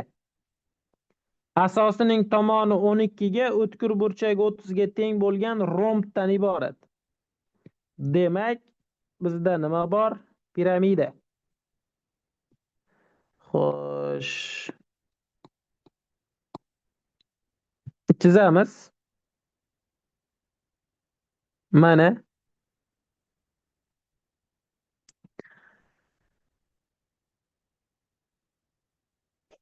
ikki yoqli burchagi 60 gradus deyapti. Xo'p, bitta balandlik tushiradigan bo'lsak, markazga apofema o'tkazamiz. Mana. Mana shu burchak 60 gradusga teng ekan. Xo'p, bu bizada ichki chizilgan aylana radiusi R. Eslasangizlar, romb mavzusini o'tganimizda unga ichki aylana chiziladigan bo'lsa, mana bu balandlik nimani berardi bizada? Balandlik nimani berardi? 2R berarmidi? Asosining tomoni 12 va o'tkir burchagi 30 ga teng. 30 gradus burchak qarshidagi katet gipotenuzani yarmiga teng bo'lsa, 2R 6 ga teng bo'ladi. Radius 3 ga tengligi kelib chiqadi. Demak, mana bu masofa 3. Baland, mana bu masofa burchak 60. 60 debman, 30. Demak, apofema bizada nima chiqadi? 30 gradus burchak qarshisidagi katet gipotenuzani yarmiga tengligidan apofema 6 ga tengligi kelib chiqadi. Bizadan piramidaning hajmini so'rayapti. Demak, balandlik 3 ildizda 3 bo'ladi. Pifagordan mana bu yoq 3, bu yoq 6 bo'lsa, balandlik bizada 3 ildizda 3 bo'ladi. Endi e'tibor beramiz. Bizdan piramidaning hajmini so'rayapti. S asos ko'paytirilgan h taqsim 3 bizada hajmni beradi. Asosi romb. Rombning yuzasi a kvadrat sinus alfa bilan topiladigan bo'lsa, demak, tomoni 12 ga teng bo'lsa, 144 ko'paytirilgan sinus 1 taqsim 2 72 chiqadi. Demak, 72 ko'paytirilgan 3 ildizda 3 taqsim 3. Bular qisqarib ketsa, 72 ildizda 3 hosil bo'ladi. Hajm. Javob A variantda. Javob A variantda. Menimcha bunda ham savol yo'q. 23-misolga e'tibor beramiz. 23-misolga. Xo'p. Mana bu joy 10 ga teng. Bizadan bo'yalgan sohaning yuzasini so'rayapti. Burchak 90. Mana bu 45 ga teng bo'lsa, bu yog'i ham nima bo'ladi bizada? 45 bo'ladi. Demak, mana bu masofa ham 10 ga teng. 10 ga teng bo'ladigan bo'lsa, bu yoq 6. O'tmas burchakli 3 burchak. Balandlik tashqariga tushyapti. Balandlik 10, asos 6. Demak, yuza 10 ni 6 ga ko'paytirib 2 ga bo'lganimiz 30 ga tengligi kelib chiqadi. 30 degan javob D variantda.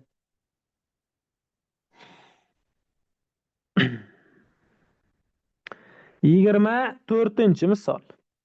24 ni ham biz nima qildik? 2 safardan beri attestatsiyada shunaqa misollar, ekub-ekubga doir misollar tushib kelyapti. Ekubi 2 ga teng degani A soni 2 ga bo'linadigan son degani. B ham 2 ga bo'linadigan son. O'rniga qo'yadigan bo'lsak, mana bu yoqqa 2 ta m qo'shilgan 2 ta n taqsim 2 ta m ayrilgan 2 ta n 7 taqsim 3 ga teng. 2 lar ketdi. 3m qo'shilgan 3n 7m ayrilgan 7n ga teng. Ayirib yuboradigan bo'lsak 10n barobar 5m hosil bo'lyapti. 5 emas 4. Demak, m taqsim n ni topadigan bo'lsak 10 taqsim 4. Qisqartirsak 5 taqsim 2. E'tibor beringlar. E'tibor beringlar. Bu yerda mana bu joydan men yozaman. N va n o'zaro tub. O'zaro tubligidan yozishim mumkinki, m'imiz bizada 5 ga, n bizada 2 ga teng. Bundan kelib chiqadiki, bunga qo'yadigan bo'lsak, a sonimiz 2 kara 5 10, b sonimiz 2 kara 2 4. Bizdan a ko'paytirilgan b ni so'rayapti. 10 ni 4 ga ko'paytirsak 40. 40 degan javob A variantda. Bunaqa misollar endi yod bo'lib ketgan edi bizga. Xo'p, kombinatorikami? Kombinatorika. Rasmda 7 ta kalitdan faqat 3 tasi yordamida qulfni ochish mumkin. Kalitlar tasodifan tarzda sinab ko'rildi. Agar qulf ochilmasa, boshqa kalit sinab ko'riladi. Agar qulf 4-urinishda ochilsa, 4-urinishda ochilsa degani, demak 3 marta uringan xato 4-sida ochildi deyapti-da. 3 marta x 4-sida ochildi. Endi e'tibor beraylik bitta narsaga mana shu joyda. 7 ta kalitdan faqat 3 tasi yordamida ochsa bo'ladi. Deylik, mana bu 3 tasida ochsa bo'lsa, qolgan 3 tasi qolgan 4 tasi ishlamaydi. Endi kombinatorikani eng qaymoqli joyisiga qaranglar. Manda x lik ifoda nechta? Ya'ni tushmaydigan kalitlar nechta? to'rtta. Bittasini sinab ko'rdim, eshikka tiqib ochilmadi. Keyingi marta sinayotganimda uni ishlatmayman. Demak, menda tushmaydigan kalitlar 3 ta qoldi. Qaradim, suqdim, tushmadi. Uni ham olib qo'ydim. Endi menda tushmaydigan kalitlar 2 ta qoldi. U ham ishlamadi. Keyin aytyapti, to'rtinchisida ochilsin. To'rtinchisida ochilishi uchun ochiladigan kalitlar menda 3 ta. Demak, tanlovim 3 ta menda. Bularni nima qilaman? Ko'paytiraman. Demak, 12 kara 6 72 hosil bo'ladi. Javob C variant.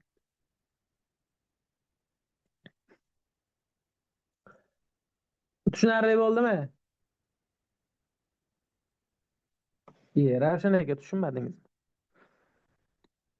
Qarang, yana tushuntiraman. Misoli shartida aytyapti. Misoli shartida 3 ta ishlaydigan kalit bor, ya'ni tushadigan kalit bor. 4 ta tushmaydigan kalit bor. Bizada aytyapti, shunaqa holat topki, deyapti. 3 marta ocholma, ya'ni 3 ta kalit suq ocholma, lekin 4-chi urinishingda och, deyapti. Ya'ni men uchun kerak mana shu 3 ta urinishda uchalasida ham tushmaydiganlari kerak. Tushmaydigani. Ya'ni birinchi urinishda tushmaydigan kalitni topishim kerak. Menda tushmaydigan kalitlar 4 ta, birinchi urinishimga 4 ta kalit bor. Ikkinchi urinishimga 3 ta qoldi. Uchinchi urinishimga 2 ta qoldi. Endi to'rtinchisida deyapti, ochilsin. To'rtinchisi ochilishi uchun mana bu 3 tadan bittasi kerak menga. Demak, tanlovim 3 ta. Tomoqlarim bo'g'ilib qoldi.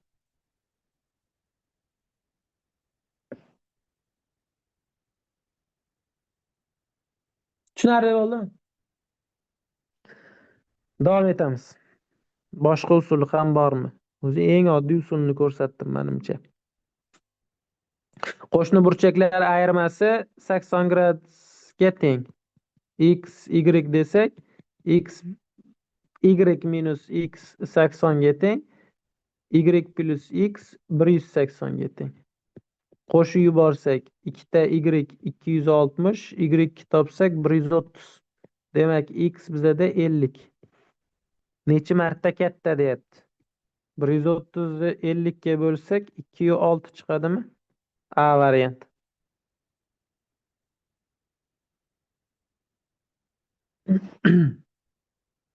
Yigirma yetti. Ildizlik ifodamiz, faqat tushuntiraman, har doim bunaqa misollar ham yechib siyqasi chiqib ketdi, adashmasam. Ildizlik ifoda plyus. Ildizlik ifoda har doim plyus bo'ladi. Demak, ko'paytma 0 dan kichik yoki teng bo'lishi uchun mana bu bizada manfiy bo'lishi kerak.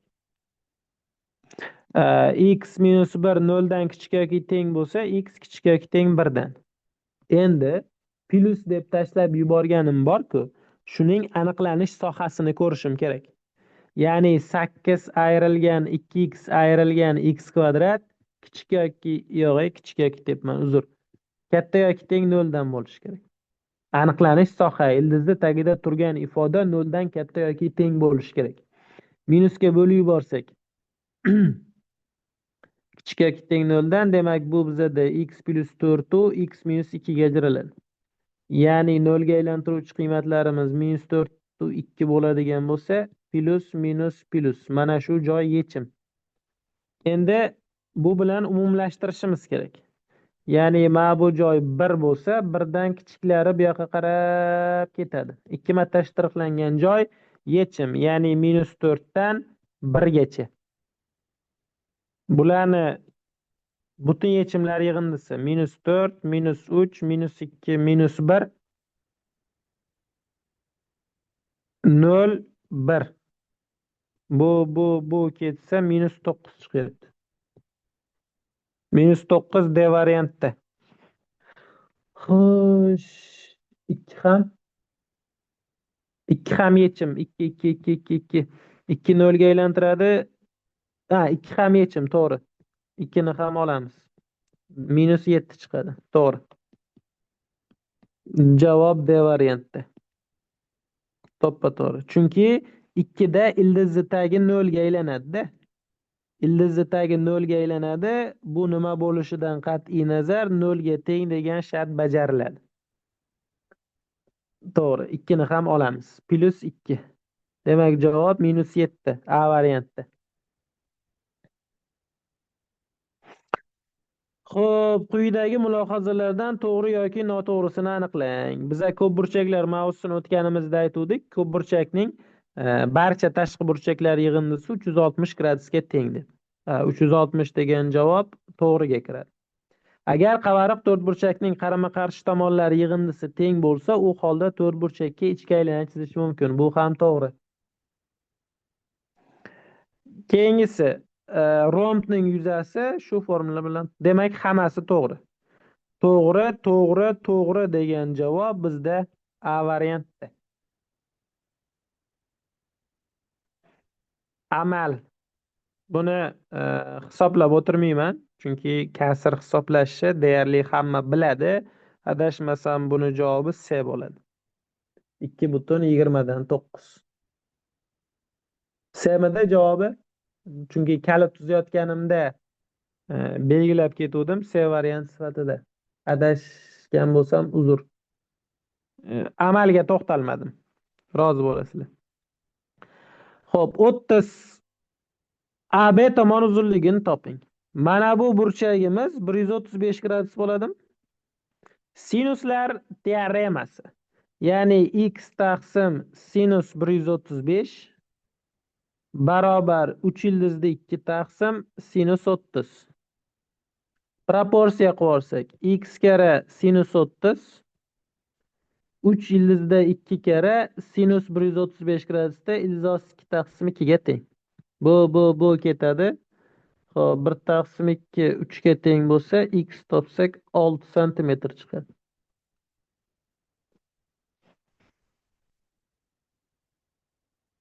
6 degan javob C variantda.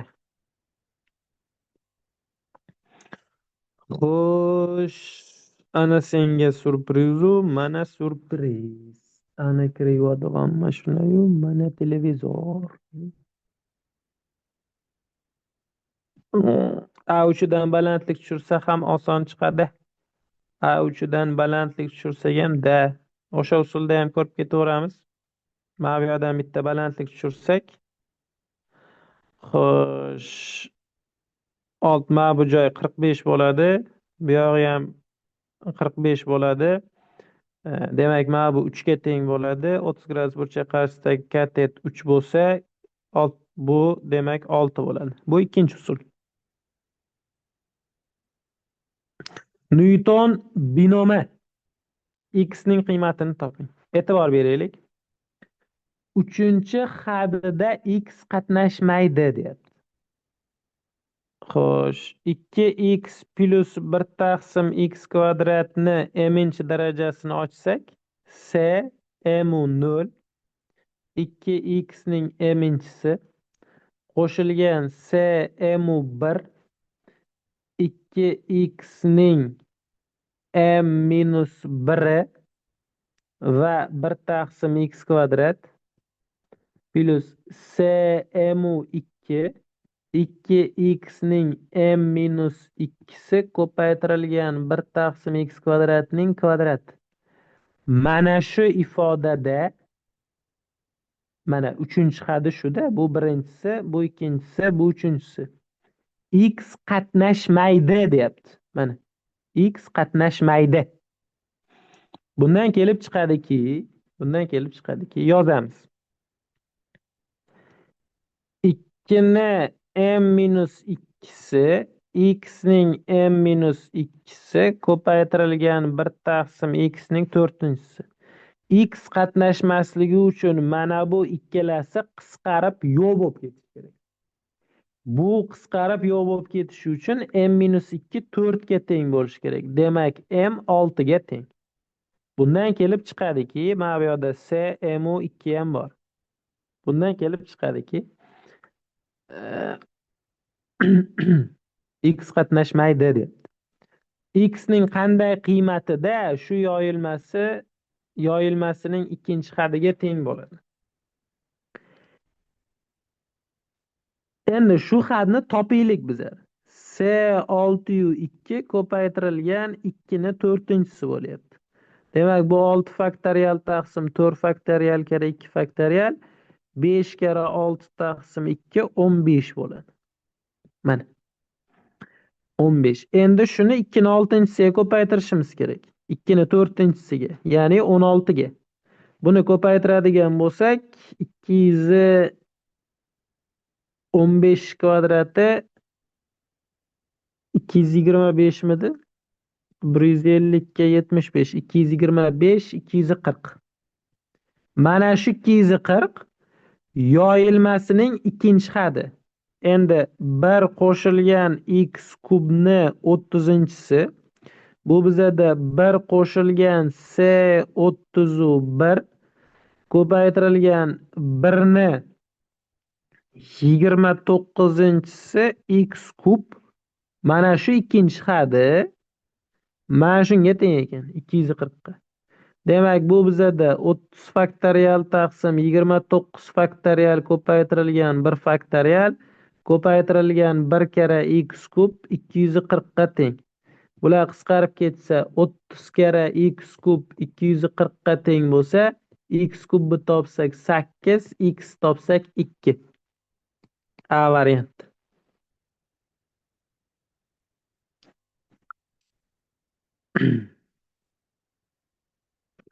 Korxonada mahsulot ishlab chiqarish birinchi yili 18%ga.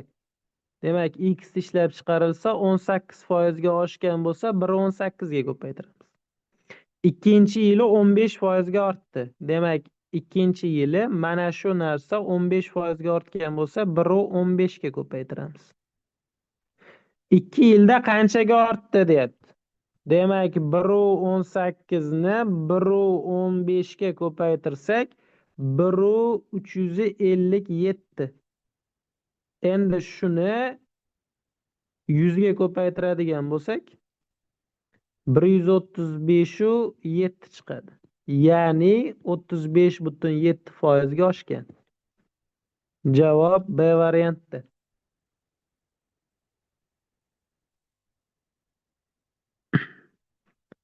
33. 33 ta buni yozib olaman quyidagicha.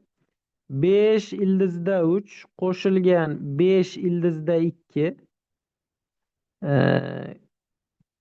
ko'paytirilgan 4 ni olib chiqadigan bo'lsak, 5 ayrilgan 2 ildizda 6 taqsim 5 ildizda 3 ayrilgan 5 ildizda 2. Tepadan 5 ni olib chiqadigan bo'lsak, ildizda 3 plus ildizda 2. Mana bu ifodamiz adashmasam ildizda 3 minus ildizda 2 ning kvadrati. Mahrajdan 5 olib chiqsam ildizda 3 minus ildizda 2 qoladi. 5 lar ketdi. Ildizda 3 minus 2 bilan buni ham bittasi qisqarib ketsa, a plus b yu a minus b qolyapti. Ya'ni bu 3 minus 2 1 ga teng bo'ladi. 1 degan javob D varianti.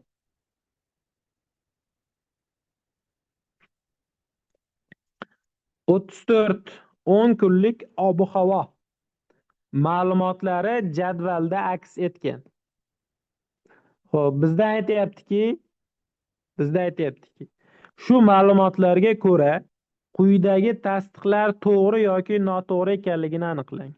Modasi 11 gradusga teng deyapti. Moda nima degani? Tushuntiraman. Moda eng ko'p takrorlangani. Ya'ni O'zbekistonda qaysi mashina modada, qaysi rangli mashina modada desa, hammasi oq rangli deymiz. Nimaga? Chunki oq rangli mashina qolgan rangli mashinalardan ko'p. Shuning uchun oq rang modada. Bunga e'tibor beradigan bo'lsak, chastota degani o'sha nechta borligi.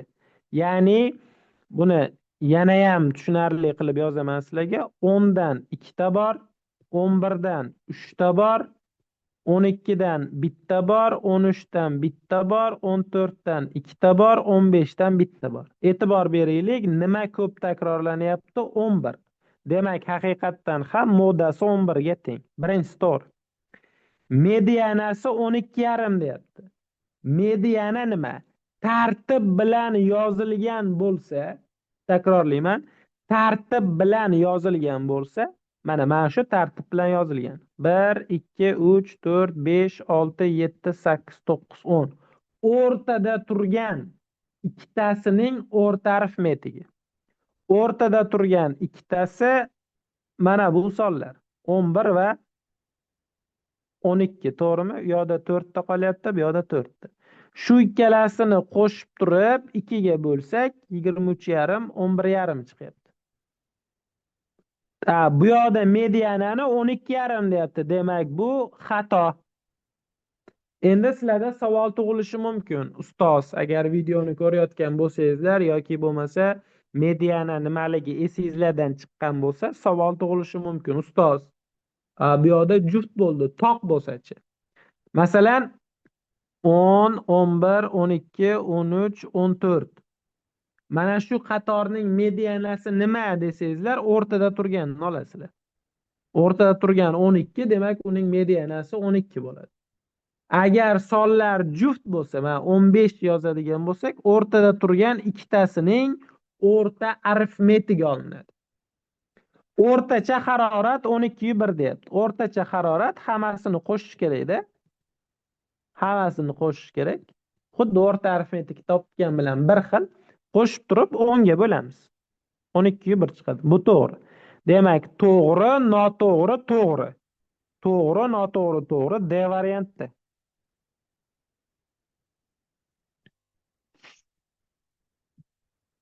Mediana tartib bilan yozilishi shart, Ravshan aka. Tartiblangan bo'lishi kerak mediana. Tartiblanmagan bo'lsa xato bo'ladi. 35 A vektor, B vektor, C vektor. Demak, 3C vektori yozaylik oldin. Koordinatasi -12, 3. M A vektor. M A vektor degani -2m va 3m degani. N B vektor -3n u -2n degani. Demak, mos koordinatalarni qo'shib tenglashtiramiz.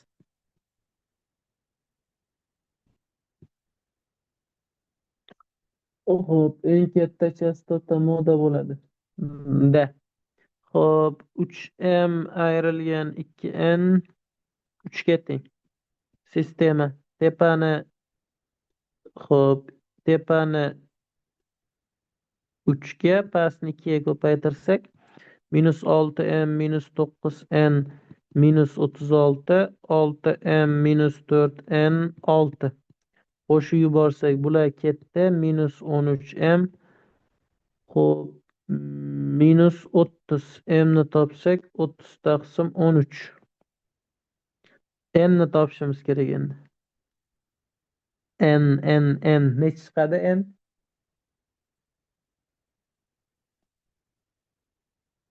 N necha chiqadi? N bu. N. Demak, m ni topadigan bo'lsak, shu joydan adashmasam 33 taqsim 13 chiqadi. 33 taqsim 13. Bizadan ko'paytmasini so'rayapti. Demak, 990 taqsim 169 D variantda. Va biz attestatsiya 2025 bahorgi demo test tahlilini ko'rdik. Test to'g'risini aytganda oson. Test to'g'risini aytganda nima ekan? Oson. Ya'ni oldingi safargi demo testlarga nisbatan ham oson. Endi xudo xohlasa ertaga sizlar bilan 21:00 da harakat qilaman. Bitta joyga borib uspet qilaman, qattiq harakat qilaman, xudo xohlasa, nasib qilgan bo'lsa. Esinglarda bo'lsa, attestatsiya, ho'p, uchinchi mock test pullik edi. Pul mukofotlik, eslaysizlarmi? Tahlilini ko'rmagandik. Mana shu testni tahlilini ko'ramiz. Va men yakshanba kuni, agar bayramda dam olamiz desangizlar, tashlamayman hech qanaqa test. Agar yo'q tashlang desangizlar, attestatsiya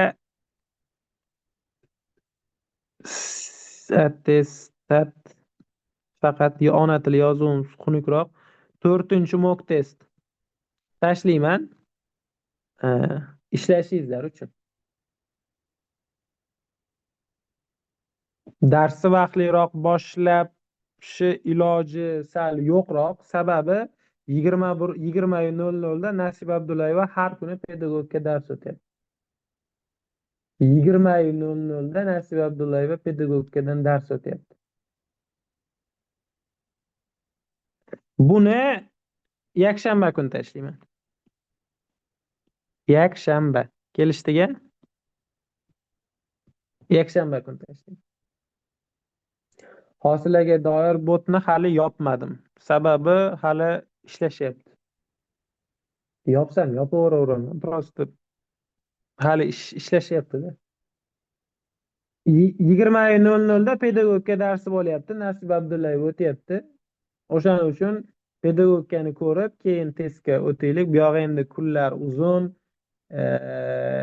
Bir kun qoldi. Bir kundan keyin hech kim ertalab vaqtli turib saharlik qilmaydi. Shuning uchun kechki payt ozgina kechroq bo'lsa ham bemalol o'tirib dars qila oladi degan ma'noda 21:00 ga qo'yyapmiz. Dars bepul o'tyapti Nasiba Abdullayeva. Xo'p, bu yog'iga endi faqat sizlar bilan testlarda ishlaymiz. Yanagi haftaga aytganimdek sonning oxirgi 2 raqami va Fermat teoremasi haqida gaplashamiz. Xo'p, rahmat hammaga.